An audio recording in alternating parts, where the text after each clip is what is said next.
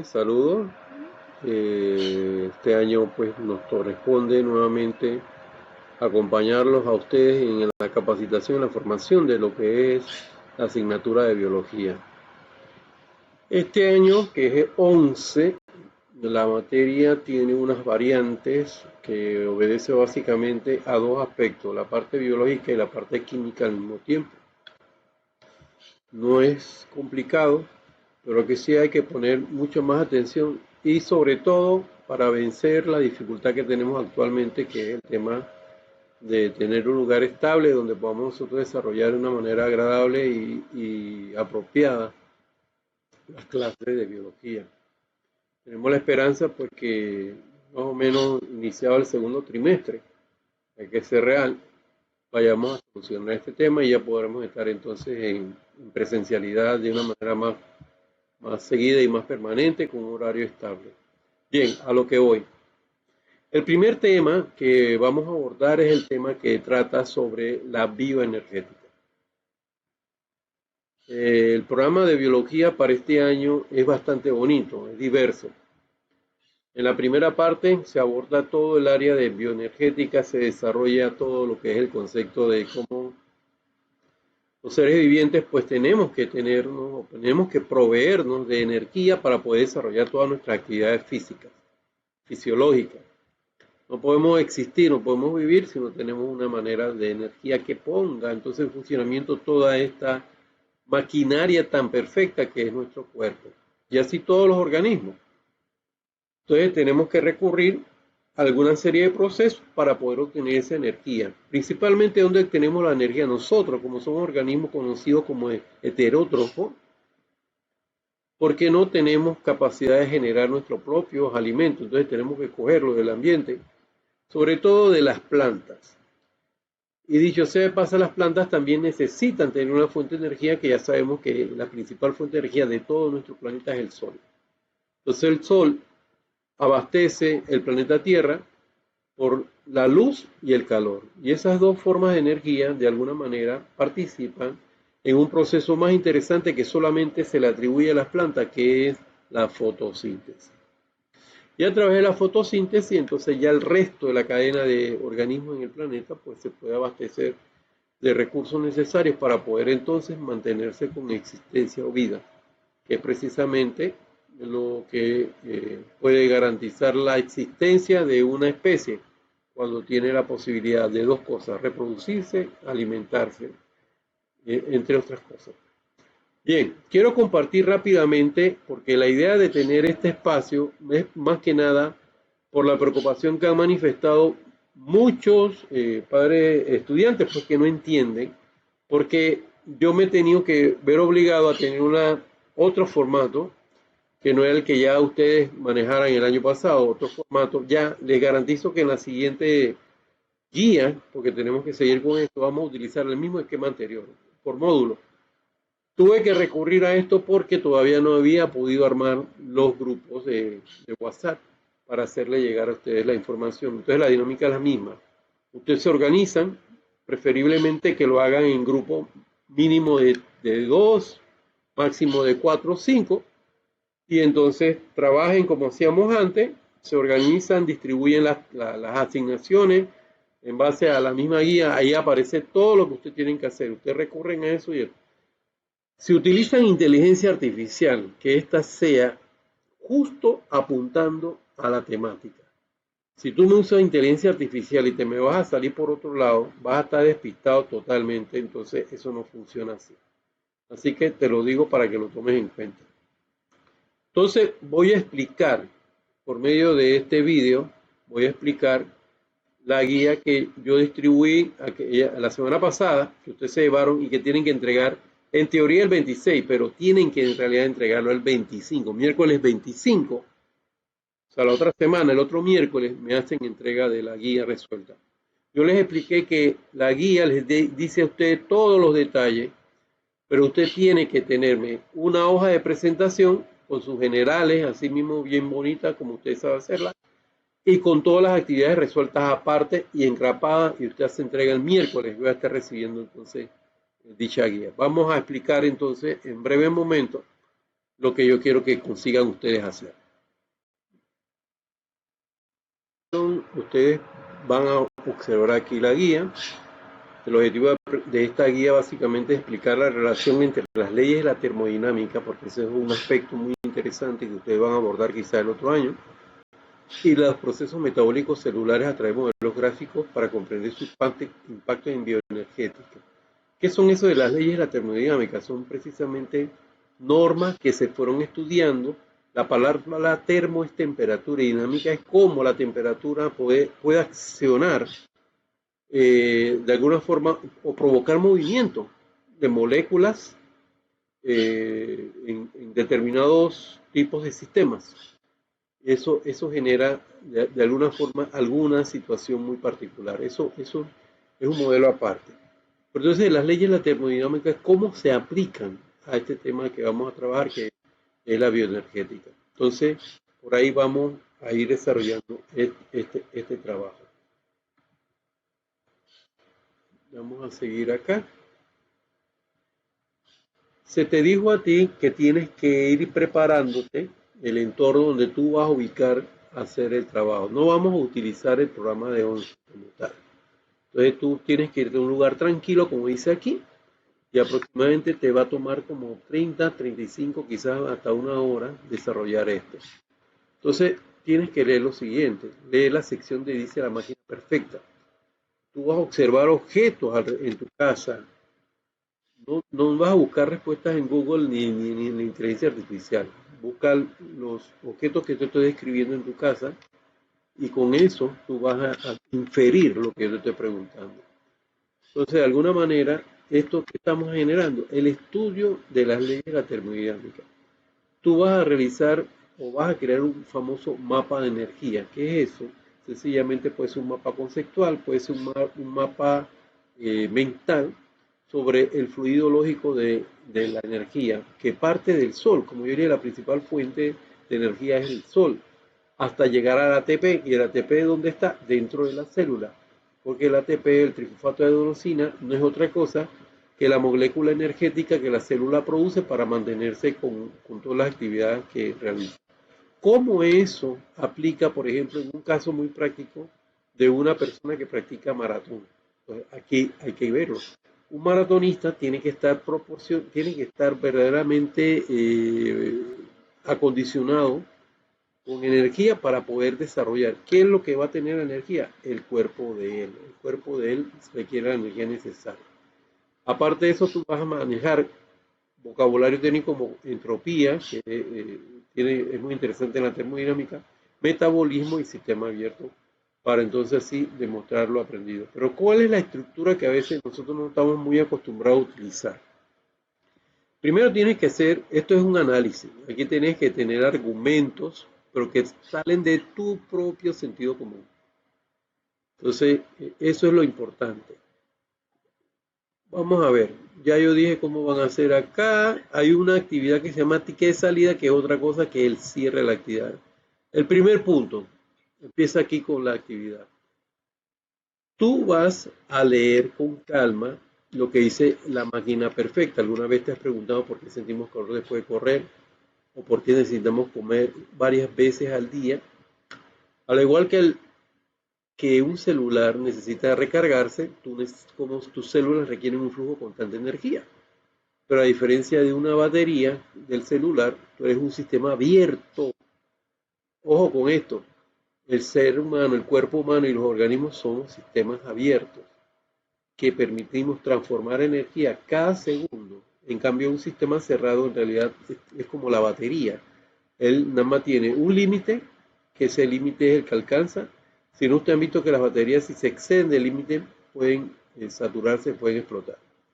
Ok, la actividad básicamente es, te pedimos en la primera parte observar 3 objetos de tu casa, una planta, una vela encendida y tú mismo frente al espejo. De ahí que tú vas a inferir 2 cosas. Primero, de dónde obtiene cada uno de esos objetos que estás viendo la energía. Y 2, qué sucede con esa energía una vez que se usa. Si desaparece o llega a transformarse. Eso es la primera parte. Entonces es un desafío mental. Pero tú tienes que explicarlos sabiendo eso, tú vas a explicar con tus propias palabras qué tú entiendes con respecto al tema de bioenergética. ¿Estamos claros? Que se quiera entender esto. Uno, ya le explicamos qué vamos a hacer, es una cuestión bastante de sentido común, lógica, tú tienes que buscar. El segundo momento, que es básicamente ya el desarrollo del tema, tú mismo vas a ir construyendo tu conocimiento. ¿Por medio de qué? Del entendimiento de las relaciones de esas leyes de física, que son la termodinámica, con procesos vitales. O sea, procesos vitales como que respiración, alimentación, caminar, todo ese movimiento, todos esos son procesos vitales.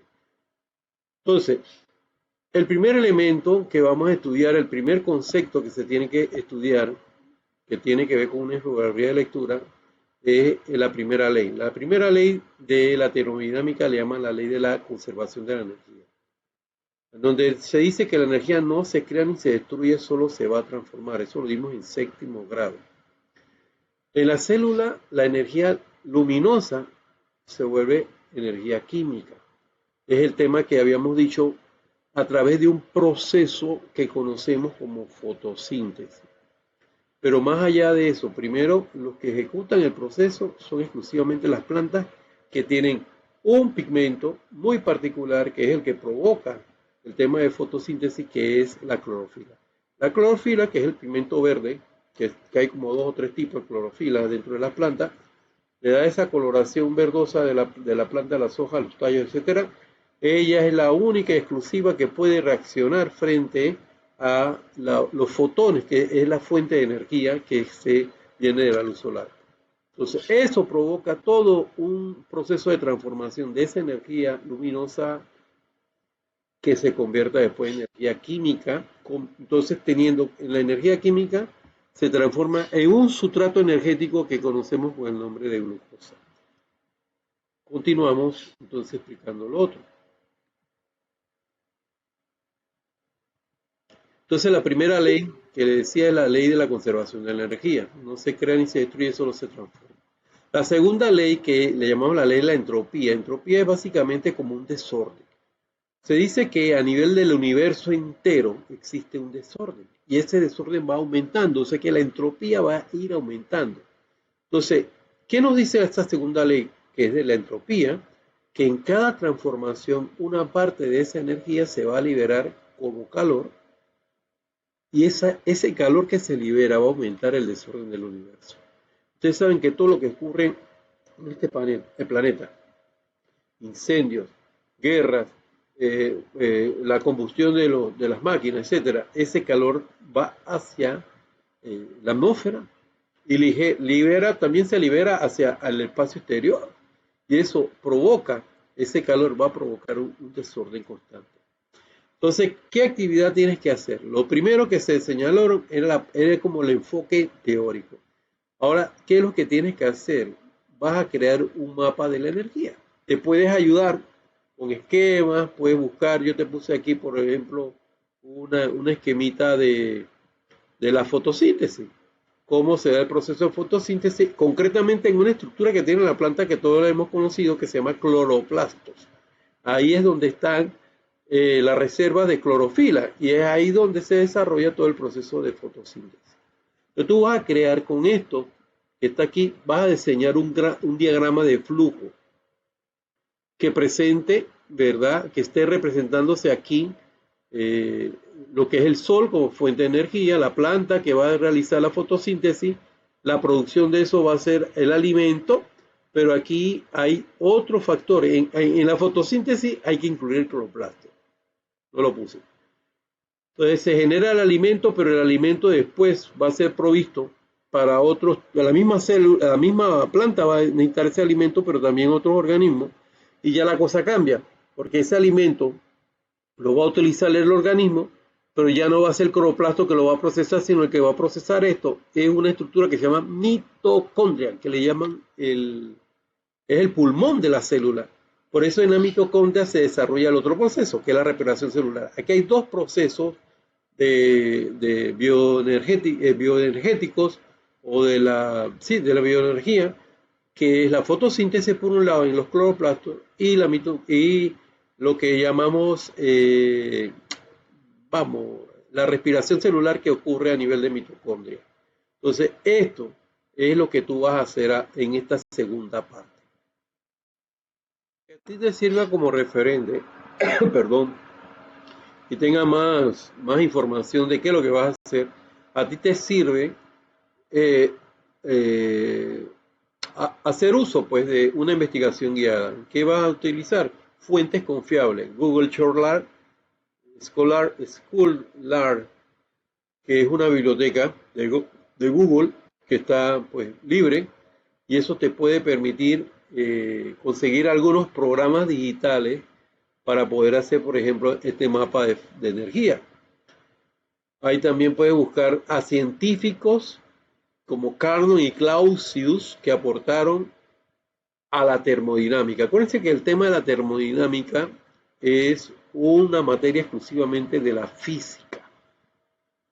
No sé exactamente en qué área de la física funciona y en qué nivel usted lo van a dar. Pero aparte de eso, también tiene una connotación de tipo biológica. Cuando estos dos científicos, Carnot y Clausius, hicieron pues una investigación que hablaba con respecto a ese tema. Vamos a continuar presentando acá. A ver, entonces si puedo ir saliendo. Ajá, aquí va. Entonces, el momento del cierre. Aquí, esta es una guía muy sencilla. Ven el cierre. El cierre es para que tú demuestres lo aprendido. Mire que esto es una guía autodidáctica. El objetivo es que ya podamos sintetizar y aplicar los conceptos a situaciones reales. Entonces, en este caso, tú vas a mirar la realidad de un atleta, el atleta y el calor. Un maratonista genera una gran cantidad de calor en una carrera. Él está preparado para eso, ha hecho ejercicio. Pero cuando él comienza la actividad y comienza a correr, lógicamente está el sudor, que ya sabemos que es una explicación que se hace para enfriar un poco el cuerpo y no se sobrecaliente. Las temperaturas máximas que nuestro cuerpo puede resistir son 36 grados, porque es la temperatura corporal en el caso de los humanos, y hasta ese tipo de temperatura podría soportar todos los sistemas. Pasarse de eso es peligroso. Entonces, el atleta entra en calor cuando comienza a realizar la actividad. Entonces nosotros ahora tenemos que confrontar esa realidad de que el atleta es una máquina que está generando calor, el cuerpo del atleta. Y por otro lado, tú tienes que explicar la segunda ley de la termodinámica, que ya te dije que es la entropía. ¿Por qué el cuerpo del atleta se calienta tanto? ¿Por qué? Esa es la primera pregunta. Tú lo vas a explicar. Tú tienes que buscar el sentido común. Aquí no es memoria. Tienes que analizar. Y lo segundo, ¿por qué el ATP, que ya dijimos que es la moneda energética, es necesario considerarlo en este escenario? Acuérdense que el atleta maratonista, su principal recurso son su musculatura de los pies. Ahí es donde él tiene y la capacidad de respiración. Pero en los músculos, perdón, de sus extremidades inferiores, es donde está la capacidad que él va a tener para poder desarrollar la actividad atlética. Entonces, ¿dónde se van a enfocar ustedes? En los músculos y en la cantidad de energía que esos músculos requieren a través de esta producción de energía, y esa energía se consigue a nivel de célula por esa molécula de ATP. Pero para que la molécula de ATP se dé, tú tienes que recordar todo de dónde salió. Estamos hablando del sol, y entonces terminamos en el ATP, que concretamente se va generando a nivel de mitocondria, porque tiene que ver con la respiración celular. Ese es otro elemento. Entonces, final, tú vas a elaborar un cuadro comparativo donde relacione las leyes de la termodinámica con un proceso metabólico específico. Anabolismo o catabolismo. Tú vas a relacionar eso en esos dos procesos. Por ahora eso está así, pero yo lo voy a ir explicando posteriormente con calma en el segundo tema. Y finalmente, rapidito, que ya esto se va a acabar, la evaluación final va a ser que llama etiqueta de salida. Tú vas a contestar o vas a seleccionar una de estas respuestas en base a todo lo que has visto. Puedes también revisar ¿Cuáles de las siguientes situaciones ejemplifica la primera ley de la termodinámica? Ya sabemos que la ley de la conservación de la energía. ¿Y cuál de estas que están acá ejemplifican lo que es la segunda, que es la de entropía? Y tercero, ¿por qué se considera el ATP como la energía, la moneda energética del metabolismo celular? Y aquí te estoy haciendo una pregunta reflexiva y tú vas a desarrollar según lo que tú pienses. Eso es la guía. Entonces,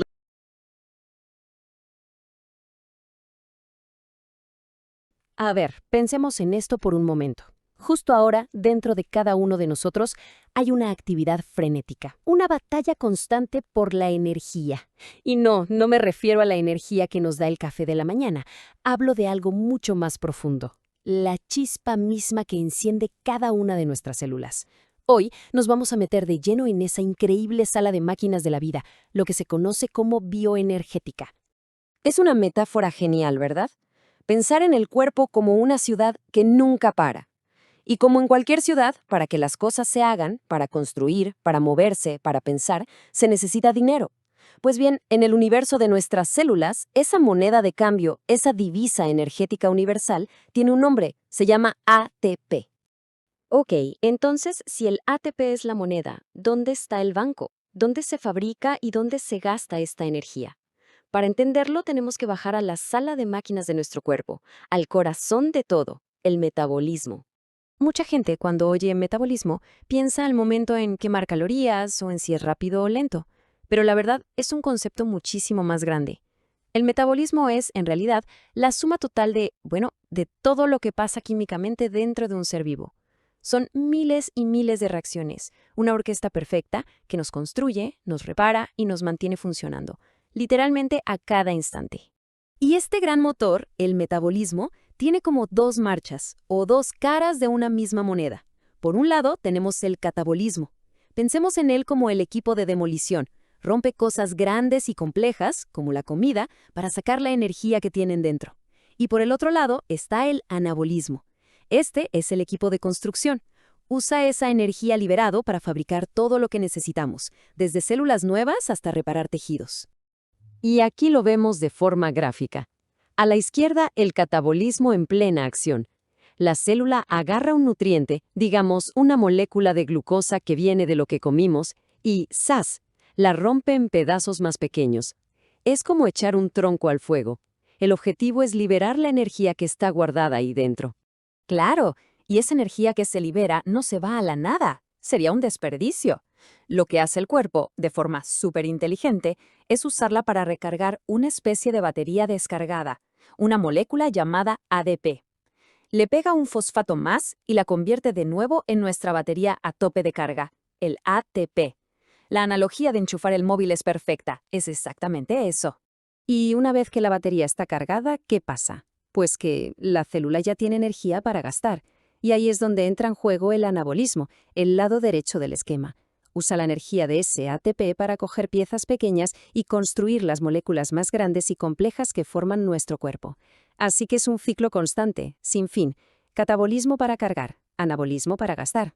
Y si nos ponemos un poco más teóricos, lo que estamos viendo aquí no es otra cosa que la primera ley de la termodinámica en acción. ¿Se acuerdan?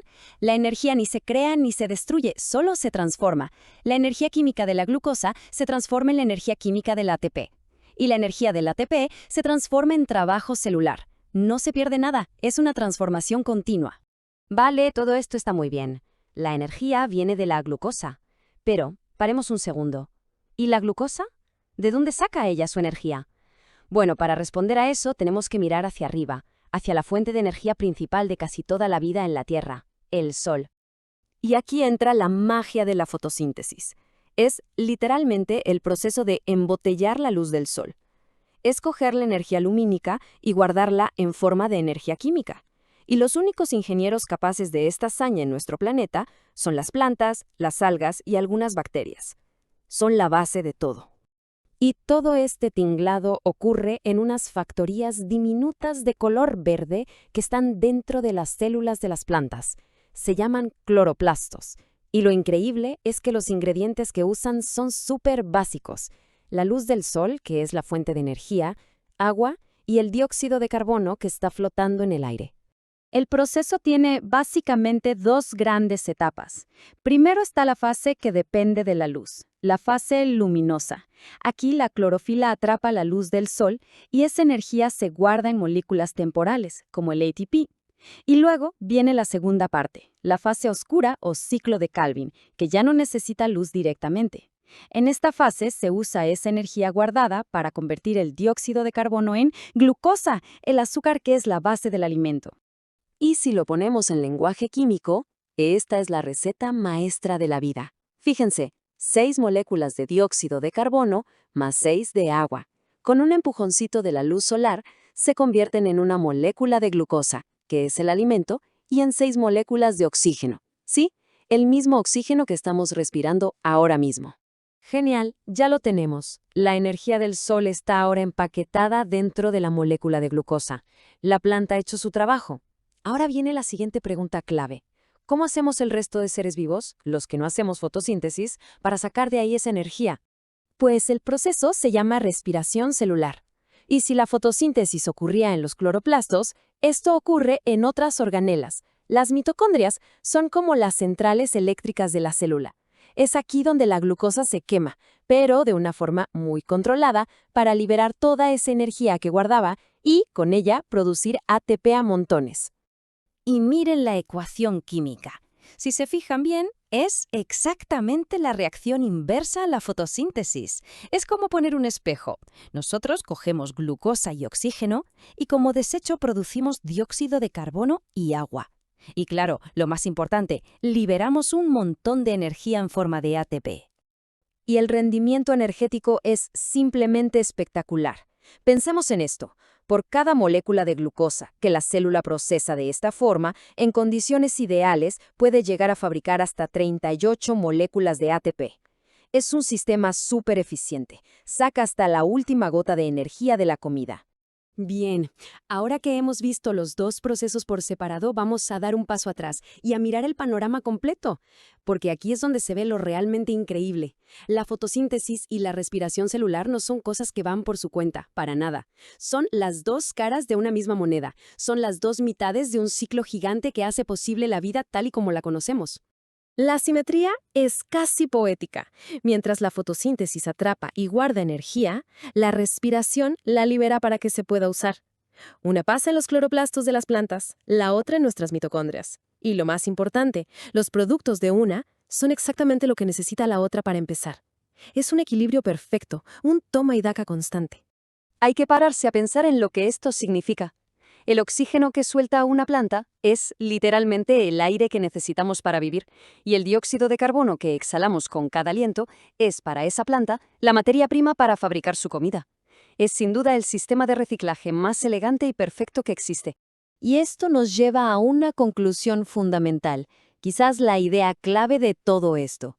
Miren, la materia, es decir, los átomos de carbono o de oxígeno, todo eso se recicla una y otra vez en este ciclo. Pero la energía no se recicla, la energía fluye. Entra en el sistema como luz del sol, pasa de las plantas a los animales y en cada paso una parte se escapa como calor, hasta que se disipa. Es un viaje de ida, no de ida y vuelta. Así que todo esto nos deja con una pregunta final para reflexionar. Si toda la vida en la Tierra depende, por un lado, de un flujo de energía que viene de afuera, del sol, y por otro, de un reciclaje perfecto de la materia aquí dentro, ¿qué nos dice eso sobre lo increíblemente delicado que es el equilibrio de los ecosistemas? Entender esta chispa de vida, este flujo de energía, no es solo aprender biología, es entender en el fondo cómo funciona el motor de nuestro planeta entero.